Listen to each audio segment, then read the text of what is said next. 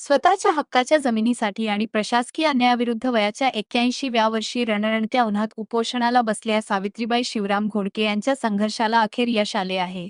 प्रशासनाने या प्रकरणाची सखोल चौकशी करून दोषींवर कारवाई करण्याचे लेखी आश्वासन दिल्यानंतर सावित्रीबाईंनी आपले आमरण उपोषण मागे घेतले. दिंडेगाव तालुका तुळजापूर येथील रहिवासी असलेल्या सावित्रीबाई घोडके यांची वडिलोपार्जित मालमत्ता आहे. या मालमत्तेच्या नोंदीमध्ये बनावट ठराव करून फेरफार करण्यात आल्याचा आरोप त्यांनी केला होता. धक्कादायक बाब म्हणजे मृत व्यक्तीच्या नावावर ठराव मंजूर करून शासकीय दप्तरी नोंदी बदलण्यात आल्याचे त्यांनी पुराव्यानिशी मांडले होते. या भ्रष्टाचाराविरोधात वारंवार दाद मागूनही न्याय मिळत नसल्याने त्यांनी तुळजापूर पंचायत समितीसमोर आरपारची लढाई म्हणून आमरण उपोषण सुरू केले होते.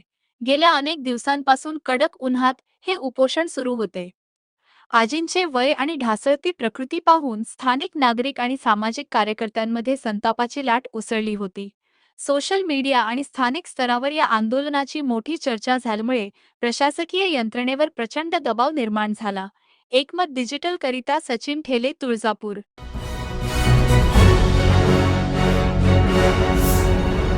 Thanks for watching Ekmat Digital.